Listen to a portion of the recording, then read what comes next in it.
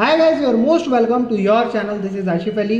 बच्चों, थोड़ा सा थ्योरी का पार्ट हमने चैप्टर 1 का कंप्लीट कर लिया है। आज की जो क्लास में हम करने वाले हैं वो कुछ एक्सरसाइज के क्वेश्चन करने वाले हैं जो उस थ्योरी से रिलेटेड है। मतलब मैं ऐसा नहीं है कि सारी की सारी चैप्टर की थ्योरी एक साथ करवाऊंगा। मैं आपको सिर्फ वो इंपॉर्टेंट थ्योरी करवाता हुआ चलूंगा जिनके बिहाफ पर हम क्वेश्चन इजीली अटेम्प्ट करते हुए चलें। तो आज की क्लास में हम वो क्वेश्चन अटेम्प्ट करेंगे जितनी थ्योरी हमने पढ़ ली है। तो ये एक्सरसाइज के क्वेश्चन है। क्वेश्चन नंबर फर्स्ट से हम स्टार्ट करने वाले हैं। मैं रीड करूंगा और देखो कितनी सिमिलर चीजें हमारी उस थ्योरी से रिलेटेड निकल कर आएंगी क्वेश्चन के अंदर भी। मतलब जितनी थ्योरी आपने पढ़ी है ना, सिर्फ उतनी थ्योरी को पढ़कर आप इन क्वेश्चंस के आंसर देने वाले हो। आप खुद दोगे, मैं तो आपको समझाऊंगा, सिर्फ आप देखना कैसे मन में आपके आंसर आएंगे। आइए फिर शुरू करते हैं।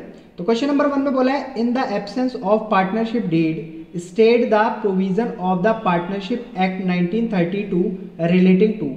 अब देखो ये थ्योरी हमने पढ़ ली है, provision of the partnership act 1932। मैंने पूरी की पूरी वीडियो अपलोड करी हुई है इसकी, उसमें सारी डिटेल मैंने आपको दे रखी है। आपने अगर वो नहीं देखी है तो आप पहले उसको जाकर देखिए। देखो फिर उसके बाद कितने आराम से क्वेश्चन समझ आने वाला है। तो इस सवाल में बोला गया है कि अगर पार्टनरशिप डीड नहीं करी है उस सिचुएशन में हम प्रोविजन एक्ट 1932 के तहत क्या क्या डिसीजन लेते हैं। अब पार्टनरशिप डीड है नहीं और यहाँ पर बोला जा रहा है सैलरी ऑफ पार्टनर। तो जब पार्टनरशिप डीड नहीं होती तो क्या उस सिचुएशन में हम सैलरी देते हैं पार्टनर्स को? तो हमने क्या पढ़ा था, नहीं देते। तो क्वेश्चन नंबर फर्स्ट में फर्स्ट पार्ट का जो आंसर होगा वो होगा नॉट अलाउ। हम जब भी कभी पार्टनरशिप डीड नहीं होगी उस सिचुएशन के अंदर किसी भी पार्टनर को सैलरी नहीं देंगे।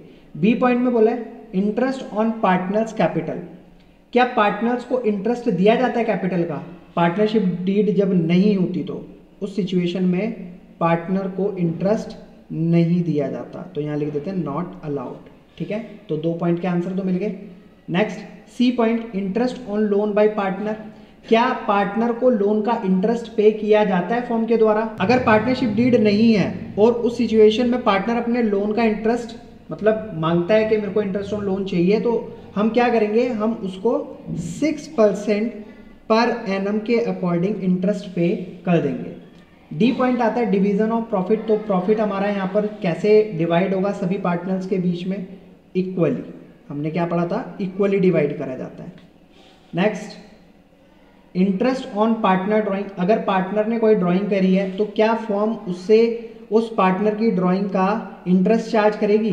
तो नहीं करेगी इंटरेस्ट चार्ज। यहां पर लिखते हैं नॉट अलाउड। नेक्स्ट पॉइंट आता है F point, interest on loan given to partner. Sir बिल्कुल नहीं, चार्ज नहीं किया जाता। तो एफ पॉइंट का भी आंसर क्या होगा, नॉट चार्ज्ड। अगर फर्म उसको लोन दे देती है पार्टनर को तो वहां पर वो उसका इंटरेस्ट चार्ज नहीं करती है। तो देखो कितने सिंपल पॉइंट्स थे सारे के सारे। जिसने थ्योरी पढ़ी होगी उसको बिल्कुल समझ आए होंगे। अब देखते हैं क्वेश्चन नंबर 2। क्वेश्चन नंबर 2 में बोला है महेश, रमेश और सुरेश 3 पार्टनर एक फर्म के अंदर, they do not have partnership deed. उनके पास किसी के पास भी पार्टनरशिप डीड नहीं है। At the end of the first year of the business they face the following problem. अब जैसे जैसे साल खत्म हुआ उस हिसाब से उन्होंने प्रॉब्लम फेस करनी शुरू कर दी, यानी कि कुछ लड़ाई झगड़े इस तरीके की सिचुएशन आ गई होगी उनके सामने। तो फर्स्ट पॉइंट में हमें सिचुएशन दी हुई है, महेश चाहता है कि उसको इंटरेस्ट ऑन कैपिटल दिया जाए टू द पार्टनर्स रमेश और सुरेश डू नॉट एग्री। अब इस सिचुएशन में रमेश और सुरेश कहते हैं कि नहीं, हम ऐसा नहीं होने देंगे। तो ए पॉइंट का जो सही आंसर होगा, महेश ने जो क्लेम करा है इज नॉट एक्सेप्टेड, वो एक्सेप्ट नहीं करा जाएगा। पार्टनरशिप डीड नहीं होती तो हम लोग पर भी क्या पड़ा था, जो हमारा इंटरेस्ट ऑन कैपिटल है वो नहीं दिया जाता। तो इस सिचुएशन में भी हम उसका क्लेम एक्सेप्ट नहीं करेंगे। बी पॉइंट कहता है Ramesh want that the partner should be allow to draw salary but Mahesh and Suresh do not agree.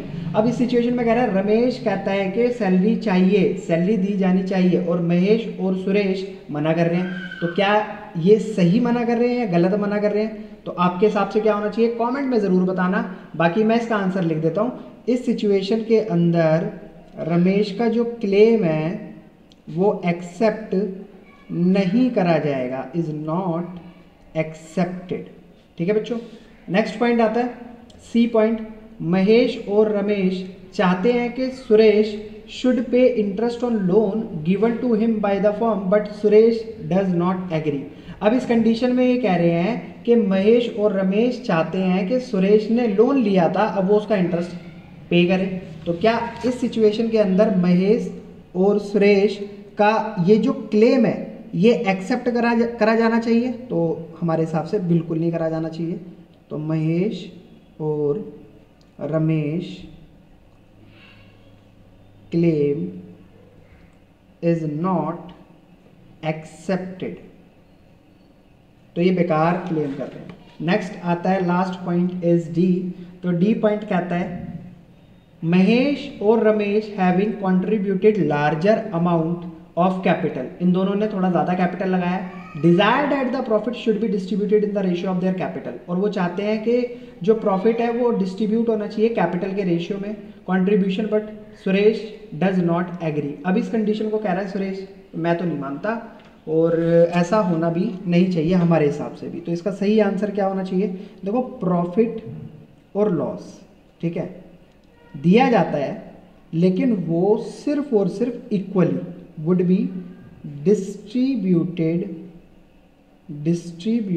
among the partners equally, बिल्कुल सही, इक्वली दिया जाना चाहिए। और ये जो इन दोनों ने क्लेम किया है इस बात का, तो क्या ये सही है? तो महेश एंड रमेश दोनों का जो क्लेम है इज नॉट एक्सेप्टेड। तो बच्चों ये बिल्कुल गलत क्लेम कर रहे हैं। और आप लोगों ने तो थ्योरी पढ़ी रखी है, आपको तो सारे वैसे भी इंपॉर्टेंट पॉइंट पता है कि अगर पार्टनरशिप डेड नहीं है तो उस सिचुएशन में हमें कैसे हैंडल करना होता है। जिसने थ्योरी पढ़ी है वो आराम से हैंडल कर लेगा। वैसे सिंपल क्वेश्चन था, कुछ इतना ज़्यादा मुश्किल था नहीं इसके अंदर। बाकी बच्चों अगर क्वेश्चन नंबर 1 और 2 अच्छे से आपको समझ आए हैं तो फिर बढ़ते हैं क्वेश्चन नंबर 3 की तरफ। क्वेश्चन अच्छे लगे, वीडियो अच्छी लगी तो प्लीज़ वीडियो को लाइक, चैनल को सब्सक्राइब जरूर कीजिएगा। फिर मिलेंगे बच्चों अगली वीडियो में नए क्वेश्चन के साथ, तब तक के लिए धन्यवाद।